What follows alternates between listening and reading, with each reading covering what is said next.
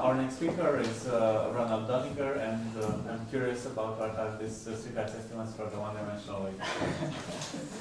So thank you very much. So first of all, let me thank the organizers for inviting me here. So it's a pleasure to be back in Bonn. And let me also apologize for a few things. So let me first acknowledge something. So I have to acknowledge the FWF, which is the Austrian Science Fund. This is the agency which is supporting this ridiculous work, you know. Another word of explanation, because somebody asked me up front. So Vienna and Wien is the same thing. It's just an accident. This is written in German and this is written in English. And this is also joint work with my postdoc, so there is even another person involved in this. And the second thing I have to apologize is, the next two slides are going to be very ridiculous for you because you know all of this, but this was actually originally intended for a more general audience. So let me still do it to have some sort of an introduction. And it also, of course, I mean, as you might guess, I will start my talk by giving you a counterexample of my claim. So that's the thing. Okay, so first of all, wave equations, right? So of course we all know what the wave equation is. So this is the d-dimensional wave equation, the initial value problem in the standard Minkowski space, t and x coordinates. And the solution here is given by the so-called wave propagators, by harmonic analysis, by just Fourier transform. And this thing has a conserved energy, which is obtained as usual by testing the equation with dtu and integrating by parts. Okay, and apart from the conserved energy, there is something called Strichartz estimates, which are space-time estimates that actually are related to dispersion in a sense, and they are very useful in studying nonlinear problems. And the issue is, of course, since you have conservation of energy, that's sort of a bad thing in a sense, because it seems there is no decay. So how do you do asymptotic stuff? So you need some sort of decay, and this is provided by the Strichartz estimates. So there are at least two purposes of these estimates, right? So they measure some sort of average decay, which is due to dispersion, and this allows you to on the level of the very basic local well-postness problem already, to just treat more nonlinearities, for instance, right? Because if you compare this with the standard Sobolev embedding in 3D, let's say, then you look at the wave propagator. So this is the object that actually appears in the Duhamel formula. And you can control this in L6, right, by Sobolev embedding, because L6, then you have h.1, and this is energy, and energy is controlled by the energy of the initial data. But here in the Strichartz estimates, you actually have an L10 here, right? So N10 is larger than 6, so therefore this is an improvement, yeah? And it's a very useful improvement, as we all know. Okay, in the one-dimensional case, however, there is no such thing. Simply because if you look at the d=1 case, you have the explicit solution of the wave equation, which is just a pure transport phenomenon. So you have a general function f of t minus x plus some other function t plus x. This is the general solution of this equation. So if you pick, for instance, something localized, right, and you write down this odd solution of the wave equation, then the LQ norm of this thing is just by translation invariance actually the same as the LQ norm of chi, and there can be no Strichartz estimate because this thing is not decaying, so you cannot integrate this with respect to t over all of r unless, of course, your p is equal to infinity. So there are no Strichartz estimates in d=1, and this is a bad thing because there are models around that are one-dimensional in quantum field theory, or coming from quantum field theory, and understanding the asymptotics of these models is a very difficult task because of this lack of Strichartz estimates. Okay, so what I would like to do is actually study a different model. not the standard Cauchy problem, but I would like to study the hyperboloidal Cauchy problem for this equation. So what is this? Let me explain briefly the history. So I think this term hyperboloidal that was coined by Helmut Friedrich in the 1980s. So he was trying to prove stability of solutions of the Einstein equations, and he came up with this what he called hyperboloidal foliations. And there are actually at least two versions of this, and I'm using but I'll show you in a second. So this is an explicit diffeomorphism you can write down. So this is something that goes from R, so R is the time variable, the open interval minus 1, 1, and this maps into R2, so the two-dimensional Minkowski space is meant by this, and this is this particular map. So this is a diffeomorphism onto its image. It doesn't cover all of the Minkowski space, but I don't care. It covers something, and it actually gives you a foliation in terms of hyperboloids. And in this version of hyperbolic coordinates or hyperboloidal coordinates are the ones that are asymptotic to different light cones, so to translated light cones. There is also a version where you foliate just one light cone, one forward light cone with such hyperboloids, which have been, all of these things have been used implicitly or more explicitly in the study of wave equations. And another extremely nice property of this foliation is that it allows you to compactify spacetime, right? I mean, there is only a small step of making this open interval a closed interval, and then you get a compactification. You include null infinity in your domain. And this is something that has been extensively used in numerics, and especially in numerical relativity, because when you simulate wave equations on unbounded domains and you want to study the long-time behavior, let's say, then you always run into trouble because you have an unbounded domain, and in your simulation, of course, you have to restrict yourself to a bounded domain. So you have to somehow control what's flowing into your computational domain, and there are many approaches with radiation boundary conditions, whatever, but all of this cannot be done in a proper way for nonlinear problems. But this is an extremely elegant thing where you can actually compactify everything, so you are simulating on a finite domain. And this has been used in numerical relativity, and this is where I actually learned these things. And of course, these Cauchy problems. So the hyperboloidal. So let me first transform the wave equation. Right now, you take the one-dimensional wave equation and transform it into these new coordinates, and you get an ugly thing which looks like that. But the thing is not as ugly as it might look like, because the point is all the coefficients are S-independent. So this is still autonomous, right? So this is a feature of this transformation. So it's not a completely stupid transformation. It uses some fine structure, and the hyperboloidal initial value problem now consists of prescribing data on one of these hyperboloids, and then you want to study the evolution to the future. So this is always a semi-global thing, because you cannot evolve backwards, right? But you can evolve forwards. And of course, if you start with compactly supported data, let's say at t equals 0, then this is equivalent, because you evolve up to the first hyperboloid, you stay compact, and then you use the hyperboloidal foliation, right? So that works. But I do not want to think about this, so I want to completely get rid of the original Cauchy problem and do everything in this hyperboloidal slicing. So forget about t and x. We are working in S and Y now, and don't go back. And there is also an energy identity, so you do the most natural and most naive thing. You test this equation with dSu and integrate by parts, and you get this energy. So there is actually a right-hand side which has a sign. So this is really something non-increasing now. So you don't have conservation of energy, but you have something that's even better.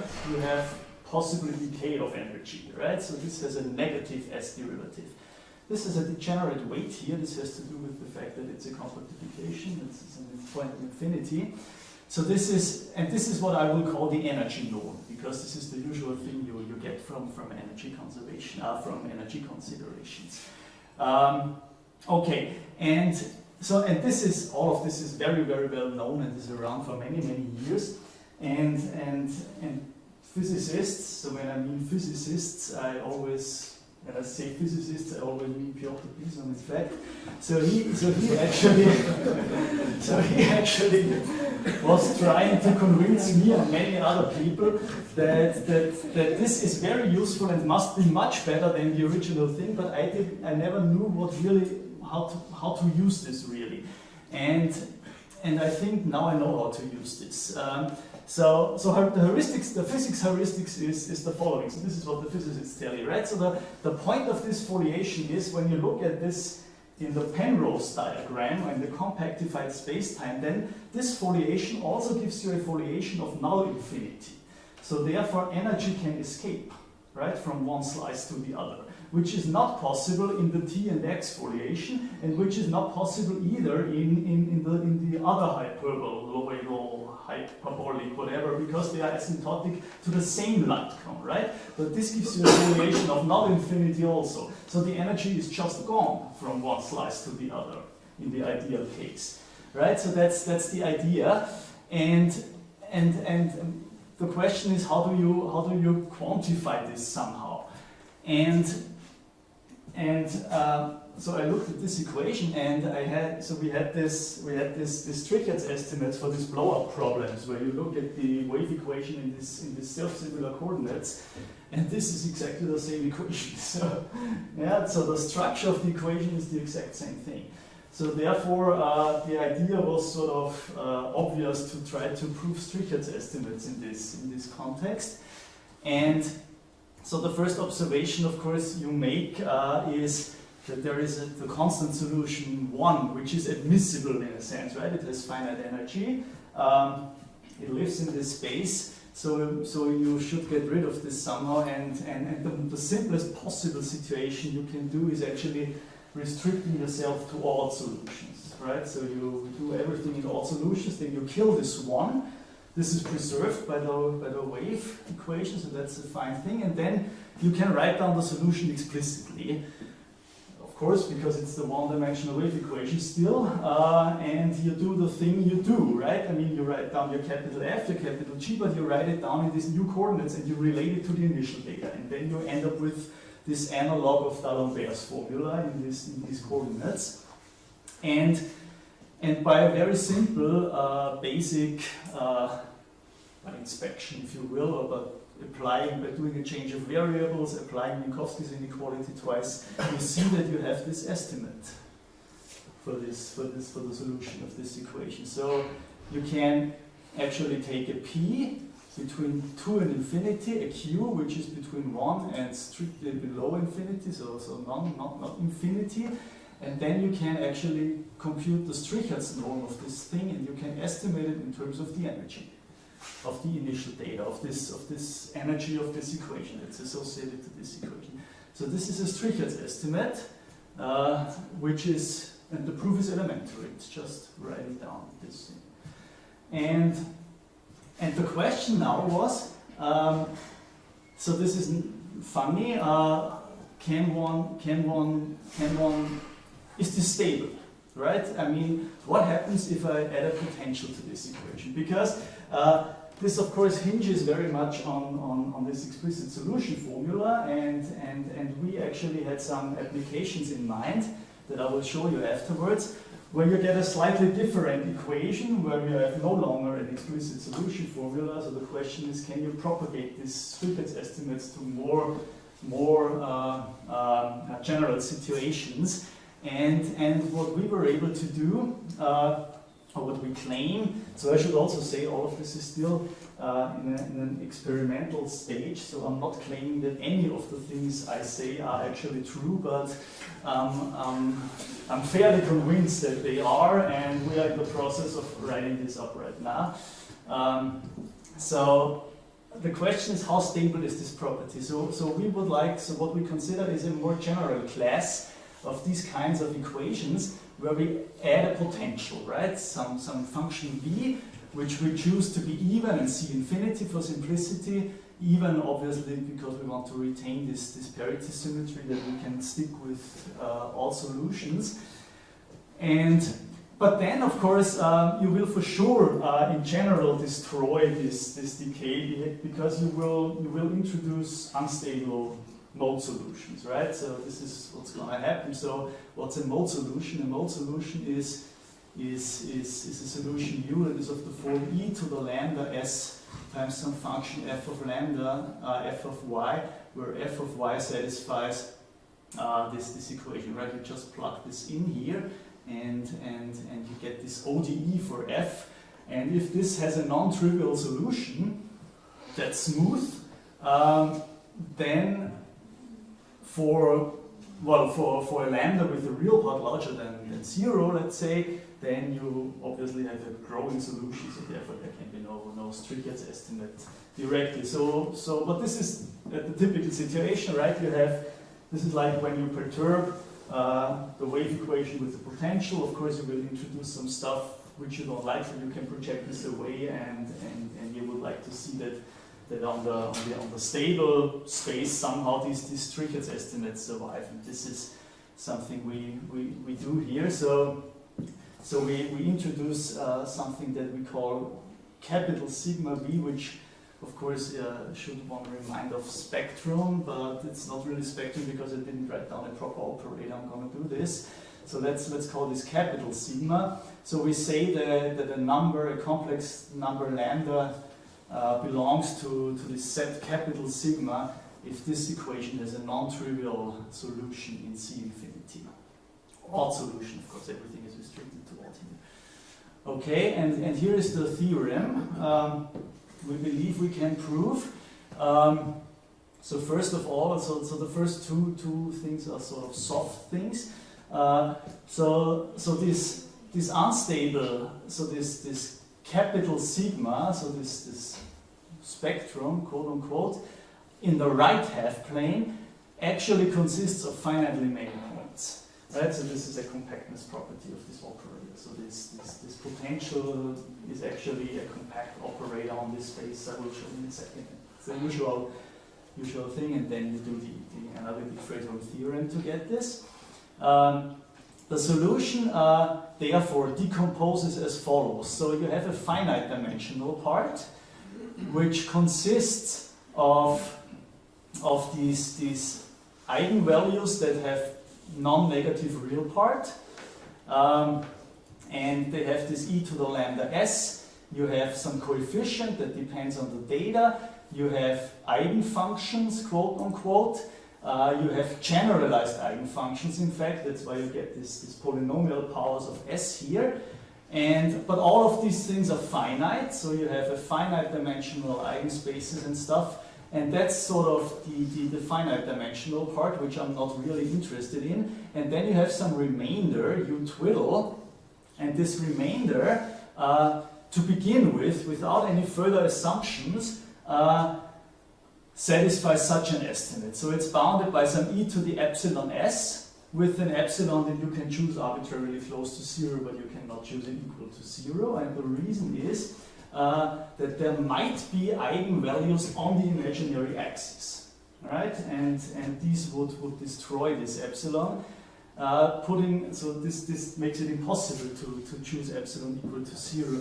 But if you don't have these, so if you take your spectrum and you intersect it with the imaginary axis, and if this is empty, then the same Strichartz estimate holds as in the free case. Okay? So if you project away all the unstable stuff that's introduced by the spectrum, which is finite dimensional, the infinite dimensional part of the evolution does the same thing as the free evolution. So that's sort of the content. And so now I would like to show you how to prove this, and then I would like to show you an application or a possible application of these things and how one can proceed here. Okay, So, well, so this is very similar to what Birgit did, of course. So we rewrite this in semi-group language, right? This is straightforward. So we write this as a first-order system in S with the generator LV, and here are the initial data, and then we prove this is just the energy estimate, in fact, that this L naught, which is the free evolution, generates a semi-group with this bound. This is just the energy, right? That's bounded. Then we investigate the spectrum of this thing, and it turns out the spectrum of this generator is actually the full closed left half plane, and the point spectrum is the full open left half plane.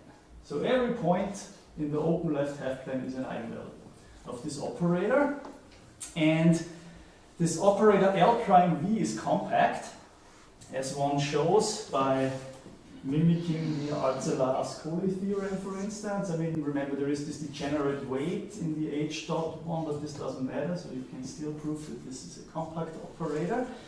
And therefore you have a finite rank projection, PV, that removes the spectrum of LV in the open right half plane. And then you have the standard methods from semigroup theory, the Gerhardt-Kuss theorem, that tells you that you can get epsilon close to the imaginary axis with your estimates. So you have this e to the epsilon s. So you remove all the eigenvalues in the right half plane, and what remains is almost as good as you would like to have it. So you cannot put epsilon to 0, as I said, because you have the imaginary axis, which is always part of the spectrum. Okay. All right, so this is for the projected evolution, right? So this is soft methods in a sense, and now we would like to get rid of the epsilon, right? And this requires now some hard analysis. So we write down the evolution or the solution in an explicit way, in a sense, as an oscillatory integral, and this representation comes from the inverse Laplace transform. So you take the resolvent of this generator, and you inverse Laplace transform it, and this gives you back the semigroup, right? And so the strategy is now to construct the resolvent explicitly, in a sense. I mean, of course, V is a general potential, so you cannot construct it explicitly, but as good as possible, as explicitly as possible, and push epsilon to 0. So that's sort of the idea, because then we get the estimates we would like to. We are approaching this imaginary axis, and hopefully get the estimates we want to have. Okay, so we have to construct the resolvent first. So this is the first step, and this is now. So all of this is now ODE analysis, right? So because this is 1 plus 1 dimensional. So we take this. So this is the spectral equation that I wrote down already, and this is the equation we need to solve. So we need to invert this operator. And so how does one do this? So of course the solution to this ODE is given by some Green's function, and when we have this Green's function, we can plug this into this inverse Laplace transform and get this explicit expression for the first component of the evolution. And this is the thing for which the Strichartz estimates are supposed to hold, because we wrote the system, it's a second order equation in S, and we wrote it in terms of U and DSU, right, and to reduce it to a first order system. So we're only interested in the first component of this evolution, really, and so how do we construct the Green's function? Well, so this is a variation of constants, or variation of parameters problem, right, as we learn in our ODE courses, and for this we first need a fundamental system for the homogeneous equation, which contains this general function V. So the issue is now to sort of extract the information we need, but no more, right? So this can become complicated, of course. So we solve this equation perturbatively by Volterra iteration, right? So we move the potential to the right-hand side, and pretend that this is an inhomogeneous term and write down the variation of parameters formula, which gives you a Volterra equation, and we solve it by Volterra iteration. And what we get is we get a perturbation of the solutions of this equation, which are explicit. So we get actually a solution U1 that is of the form 1 plus O of 1 minus y to the 1/2 times lambda to the minus 1. And a complementary solution, which is the singular solution at 1, which has this behavior. The important thing is that this perturbative term, this O term here, has decay in lambda. Right? I mean, this is not so surprising because if lambda gets very, very large here, then you expect the V to be negligible. And this is what's expressed by this decay here. So this 1/2 here is far from being sharp, so this is actually a 1 in reality, but it would require more work and we don't need this. And another feature of this script O terms is that they behave like symbols under differentiation. So you can differentiate those things with respect to y and with respect to lambda, and you lose powers. So in lambda you gain, in fact, because if you differentiate this with respect to lambda, you get lambda to the minus 2 and so on and so forth. Right? And here you lose, but we don't care. Yeah? Doesn't matter. And with these two functions we can construct the green function. So remember, we restrict ourselves to odd solutions, so it's enough to do this on 0, 1 with the Dirichlet condition at 0, and this is the solution that satisfies the Dirichlet condition. So it's a linear combination of these things with the right coefficients, and then we can use this fundamental system to construct the green function. And in order to do so, so here's the thing where actually the spectral assumption comes in, of course, that there are no eigenvalues on the imaginary axis, because this would mean that U0 and U1 cease to be linearly independent, and then you can construct the green function, obviously. Yeah? So here's the spectral assumption that enters, that this is really a fundamental system, not just for lambdas slightly away from the imaginary axis, but also for lambda on the imaginary axis. Okay? And then we need to estimate this expression, right? So this is an oscillatory integral now. But the good thing is there is no sharpness in this thing, because the sharpness is in the free case, and the free case is already handled. So we can subtract the free case and exploit this additional decay in lambda of these error terms, which makes these estimates very simple, or fairly simple, let's say, right? So there is no need to be sharp in these estimates, there is wiggle room, and it's basically just integrations by parts, exploiting the fact that these are symbols, right? So the script O terms gain when you differentiate with respect to lambda, you do integration by parts. I mean, all of you know how this goes, of course. Yeah? So this is easier than the free case in this representation, because the kernel decays like lambda to the minus 2, which is absolutely convergent, so you can just integrate by parts up front. Yeah, so this is not very difficult, and so you can be wasteful here, and the oscillatory integral estimates one gets are as follows. So you have this e to the epsilon s, of course, because we still have this finite epsilon. Then we have some error term which we don't really care, and this is actually the thing we want, because this shows you that you can write this as a convolution actually in this weird variable with a change of variables, right? So you change the x to another variable, and this is just an s minus eta to the minus 2, which is a nice L1 kernel, and you can actually use Fubini-Young and push epsilon to 0 to get the desired Strichartz estimates. Okay, so this is not extremely difficult, but a little tedious, but it can be done. And then we arrive at the theorem. Okay, so now let me show you why we think this can be useful.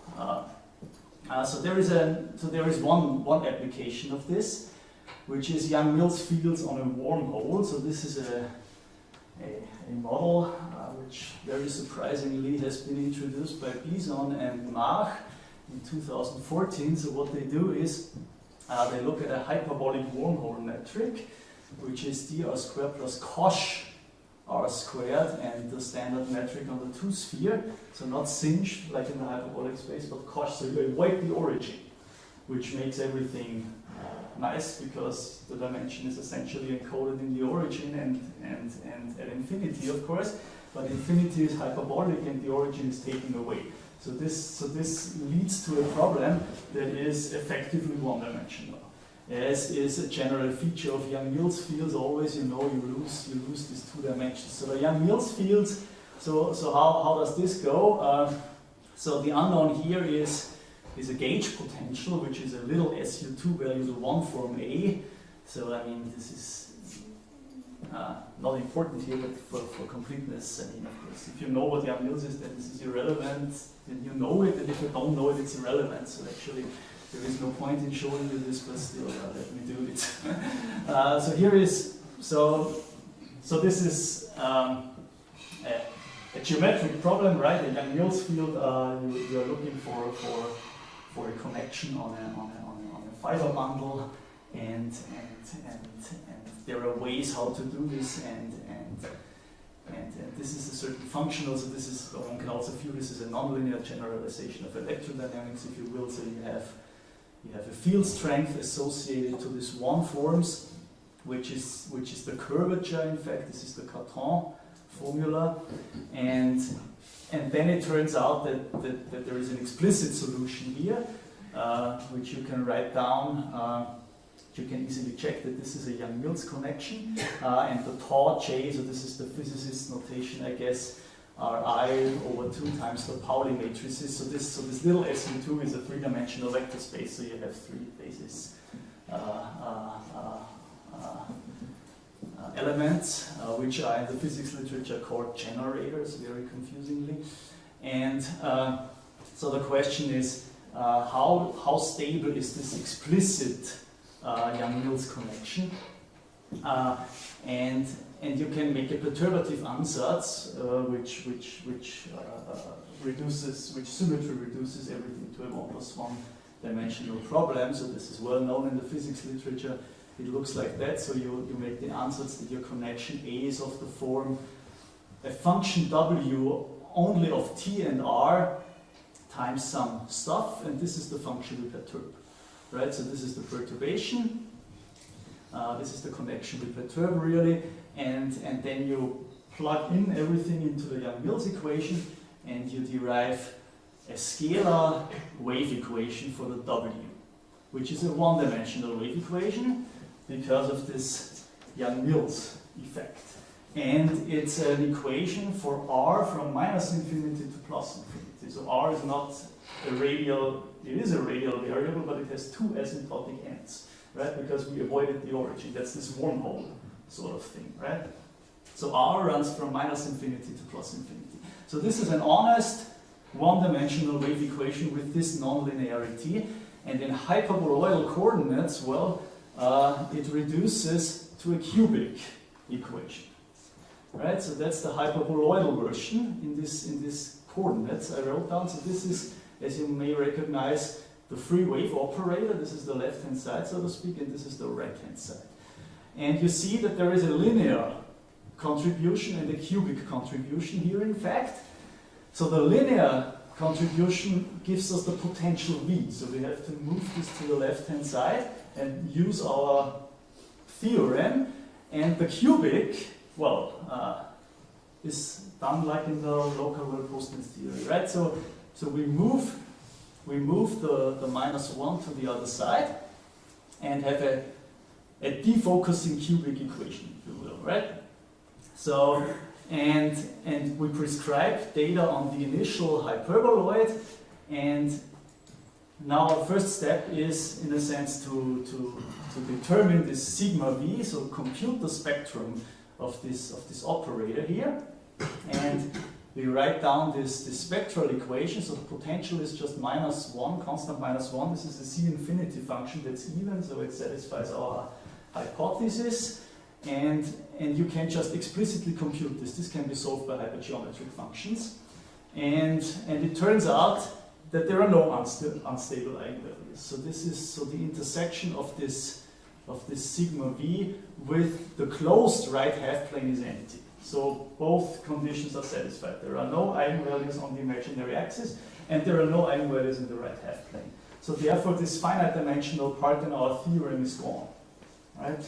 And the Strichartz estimates hold for the solution of this problem. Okay, and now we can just, as always, as like in the standard wave case. So this is a C, which should remind us of the cosine propagator and of the sine propagator. So we write the solution in this form. So one of the propagators acts on the initial data f only, the other one on the initial data g. And for these propagators, we have these Strichartz estimates from our theorem. And well, now the nonlinear problem is as usual treated by Duhamel's formula. So this is the Duhamel term here, just contains the sine propagator with the cubic nonlinearity and with, I guess, the wrong sign probably, but this doesn't matter because we are doing small data here anyways. And then we have our Strichartz estimates for p equals 3 and q equals 6, which allow us to actually control this Duhamel term, which is exactly this Strichartz norm L3, L6 cubed. So you can, at least for small data, close the argument, right, and get a small data existence for this equation with some sort of scattering, right, because you have this Strichartz norm that is also true, that is satisfied by this evolution, by the usual fixed point argument. And from there, well, now you can, of course, try to do all sorts of things, but this is really just the most basic instance where this can be useful, and we'll see where this is going to take us. So, but for now, this is all I want to say, so thank you very much.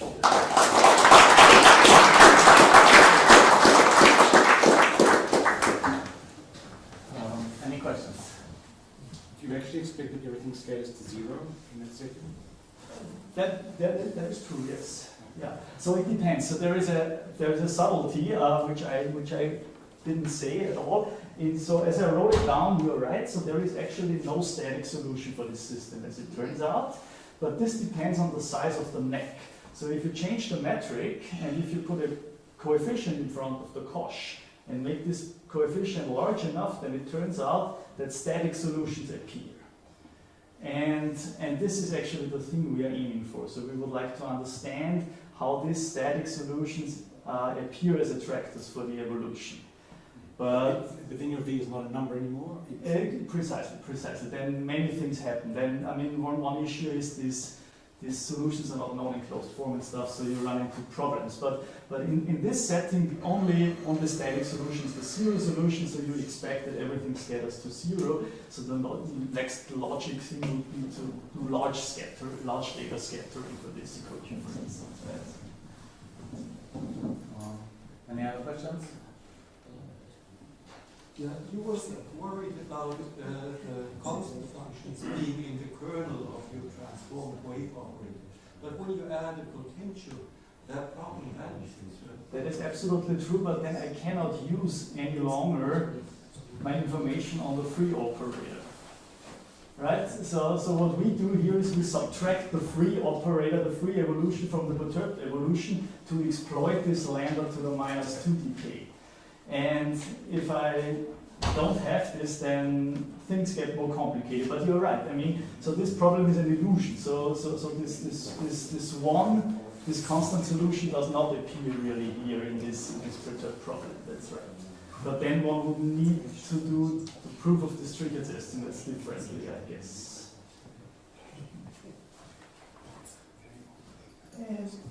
Is this transformation to hyperboloidal coordinates conformal with respect to some metric? Does it come from conformal theory or is? I don't know. I don't think so, and I don't know. So this is something.